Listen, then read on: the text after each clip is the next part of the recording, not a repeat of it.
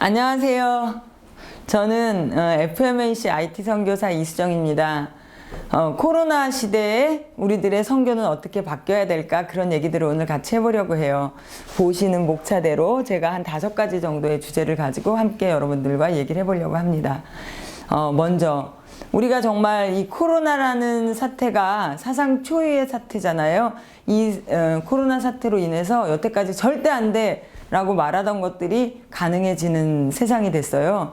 아시겠지만 공교육을 우리가 온라인으로 한다는 거 생각도 못 했는데, 공교육이 지금 온라인으로 갔고, 또 우리들의 예배를 어떻게 온라인으로 드려 이렇게 생각했는데, 전쟁 때도 쉬지 않았던 그런 예배가 온라인으로 갔고요. 그리고 아시겠지만 온라인 헌금 그거 안 돼 이렇게 말했는데 어쩔 수 없이 온라인으로 헌금을 드리고 있고, 또 회사는 어떻습니까? 저희 회사도 재택근무는 안 돼 이렇게 말했었는데 할 수 없이 저희도 재택근무를 하고 있거든요. 이렇게 세상 모든 게 코로나로 변해가고 있어요.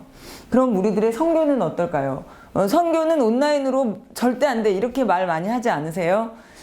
선교는 선교지에 나가야지 할 수 있고, 또 선교사가 할 수 있는 거지, 한국에서 선교를 할 수 없어. 선교사님을 도울 수는 있지만 한국에 있는 크리스찬들은 선교는 못해 이렇게 생각하는 사람들도 있었죠. 그런데 불가능해졌잖아요. 우리가 진짜 이 사상 초유의 사태, 코로나 사태, 언택트라는 신조어까지 생겼어요. 선교지에 못 나가게 된다면, 국경이 막혀서, 이 언택트 시대에 어떻게 우리가 선교할 수 있을까요? 실제로 저희가 체리로 요르단의 봉사단을 파견하는 그런 프로젝트를 해서 모금도 다 끝났고, 그 선교사님이 이제 나가려고 준비하고 있었는데 요르단 국경에 막혔어요. 선교사님이 더 이상 그날에 갈 수 없는 사태가 벌어진 거죠. 또 운 좋게 코로나 직전에 들어가셨던 태국 선교사님 계시는데, 들어가자마자 코로나 사태가 발생했어요. 그래서 어쩔 수 없이 선교지에 갔는데, 그냥 가택연금처럼 아이들 학교 못 가고 온 가족이 집에만 머무르신다는 얘기를 들었어요. 이렇게 선교지에 가서도 영혼을 못 만나는 그런 사태가 생겼을 때 우리는 어떻게 선교할 수 있을까요? 그렇다고 선교를 쉴 수는 없잖아요. 이럴 때 온라인 선교, IT 선교가 그 대안이라고 생각합니다. 보시는 것처럼 이거 만화책이잖아요. 지금 웹툰이 되게 활발하게 많이 활성화되고 있는데, 이 만화를 그냥 모바일 폰으로 작게 해서 옮겨놓은 게 웹툰이 아니잖아요. 이 만화가 모바일 환경에 최적화될 수 있도록 연구하고 개발해서 웹툰이 나온 거잖아요. 그래서 아시는 바와 같이 이 만화는 일본이 강국이었는데 지금 어떻습니까? 웹툰은 우리나라가 전 세계 강국이에요. 그래서 엄청나게 웹툰으로 수익을 많이 올리고 있습니다. 이런 것처럼 선교도 반드시 온라인으로 간다 그래서 예배 동영상을 찍어서 올리는 게 온라인 예배에 최적화가 아니듯이, 선교도 IT 선교에 더 활용할 수 있는 최적화점은 무엇인가, 어떻게 하는 것이 가장 좋은 IT 선교인가, 이런 심각한 고민이 필요한 그런 시기라고 생각하겠습니다. 지금부터 이 포스트 코로나 시대의 IT 선교에 대해서 하나씩 같이 얘기를 해보려고 해요. 그럼 IT 선교는 뭘까? 그냥 현장 선교사님을 IT로 지원하는 것만이 IT 선교일까? 아니면 IT를 잘 활용할 수 있도록 IT를 지원하는 것 자체가 선교일까? 이 두 가지도 포함할 수 있겠지만, 이 두 가지만 가지고 IT 선교를 설명하기는 부족한 것 같아요. 제가 생각하는 IT 선교의 핵심은 모든 크리스찬이 선교 주체가 되어서 IT 기술을 활용해서 선교를 하는 것. 그러니까 지원하거나 돕는 선교가 아니고요. IT 기술을 활용함으로써 모든 크리스찬이 선교의 주체로서 선교할 수 있는 그런 시대가 IT 선교 시대라고 생각합니다. 여러분들 종교개혁에 대해서 잘 알고 계시잖아요. 종교개혁이 어떻게 가능했냐 하면 다 아시겠지만, 인쇄술이 발달하고 종이가 발달하고 또 번역술이 발달해서 그 전까지만 사제들만 읽을 수 있던 어려운 라틴어 성경을 자국어로 번역해서 자기 나라 말로 성경을 보는 게 가능해졌습니다. 그렇게 되면서 사제들만 하나님께 나가서 예배드릴 수 있는 게 아니라 모든 크리스찬이 다 사제처럼 하나님께 직접 나가서 예배할 수 있다. 즉 만인 제사장설이라는 그런 겉으로 대표되는 모든 사람이 하나님 앞에서 예배드릴 수 있다라는 것이 그 종교개혁의 핵심이잖아요. 그것처럼 IT 선교란 IT 기술로 모든 크리스찬이 다 선교할 수 있다. 선교의 주체로 모든 크리스찬이 선교할 수 있다라는 게 만인 선교사 시대고요. 그것을 열어주는 기술이 IT 기술입니다. 이것이 즉 IT 선교입니다. IT 기술로 뭐가 가능하냐 하면 공간적 제약이 없어졌습니다. 아시다시피 온라인으로 모든 세계가 다 연결되어 있습니다. 선교지를 가지 않아도 선교지 영혼과 온라인으로 만날 수 있습니다. 두 번째, 언어적 제약이 해결됐습니다. 기계 번역기가 나와서 우리들이 뭐 안녕하세요 하면 영어로 hello 이렇게 번역해 주는 거 여러분들 다 경험하셨을 거예요.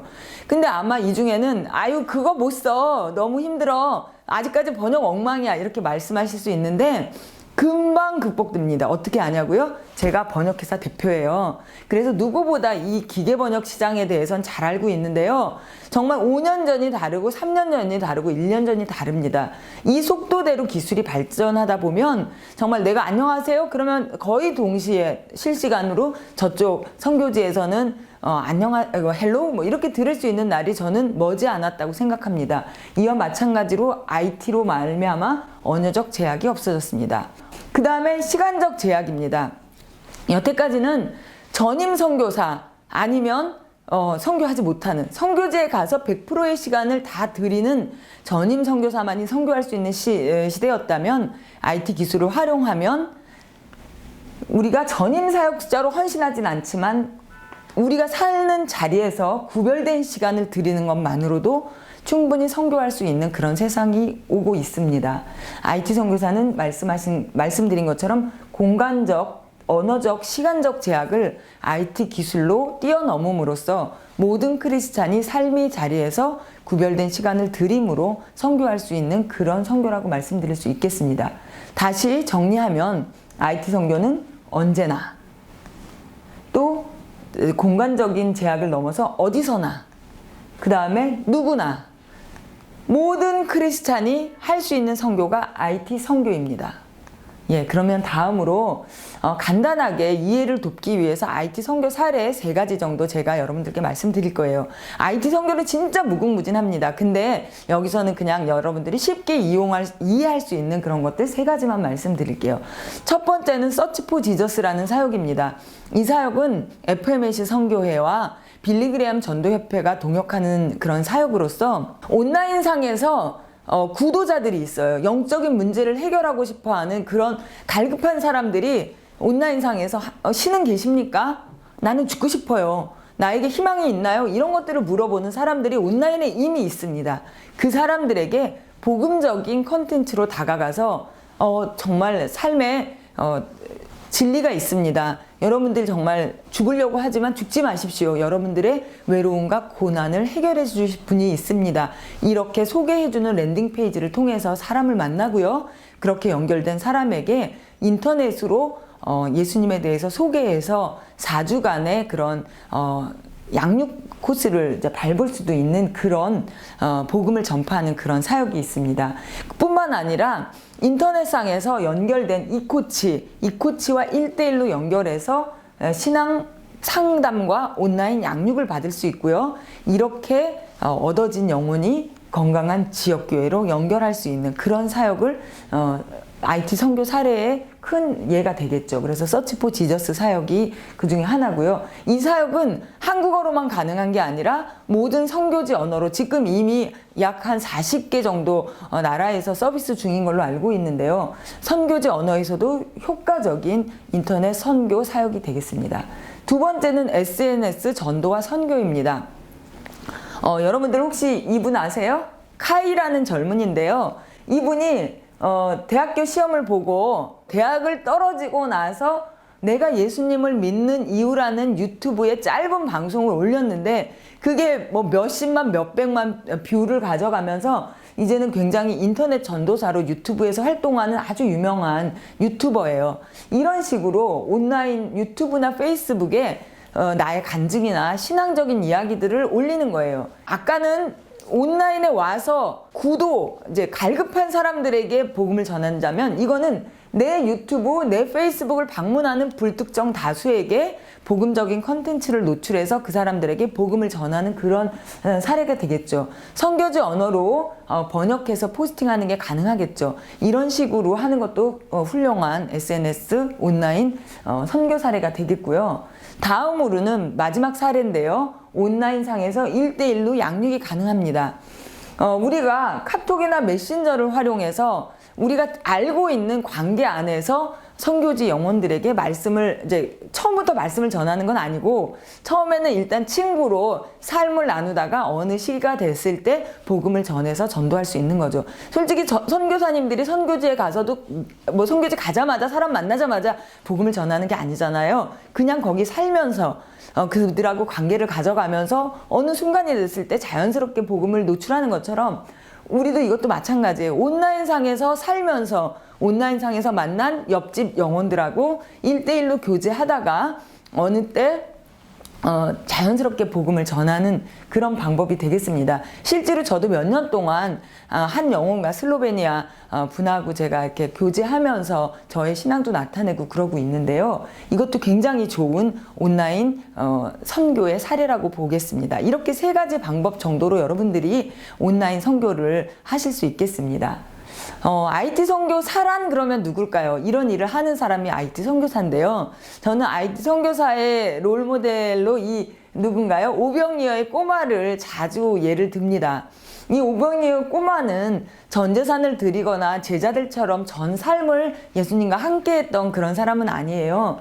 이 꼬마는 뭘 드렸나요? 그 자기에게는 소중한, 그 당시는 먹을 게 없었잖아요. 며칠 동안 굶으면서 갖고 있었던 자기의 한 끼 식사지만 그 구별된 귀한 것을 예수님께 드렸을 때 이 아이가 얼마나 놀랍게 사용됐는지 여러분들 다 아실 거예요. 이것처럼 IT 선교사란 평범한 사람이 귀한 헌신을 통해서 복음을 전파하는 그런 사역이라고, 그런 사람이라고 말씀드릴 수 있겠습니다. IT 선교사란 제가 이제 정의를 한번 내려봤어요. 하나님의 세상을 향한 목적을 이루기 위해, 예수님의 대위임령을 달성하기 위해 이 시대의 기술인 IT 기술을 활용하여 선교하는 일에 자신의 삶의 방향을 맞추고 헌신하며 의도성과 방향성을 갖고 사는 사람들이라고 정의해 볼 수 있겠습니다. 다시 정리해 보면, 왜 하나님의 세상을 향한 목적, 예수님의 대위임령을 달성, 이게 뭔가요? 온 천하에 복음을 전파해서 모든 민족이 다 하나님을 예배하는 것이죠. 이런 목적을 달성하기 위해 어떻게 IT 기술을 활용해서 무엇을 선교하는 일에 누가 자신의 삶의 방향성을 맞추고 헌신하며 의도성과 방향성을 갖고 사는 사람들, 정리해서 IT 기술을 활용해서 선교하는 일에 헌신하며 의도성과 방향성을 갖고 사는 사람들을 IT 선교사라고 말할 수 있겠습니다. 제 강의를 마무리하겠습니다. 코로나 시대로 모든 것이 변해졌습니다.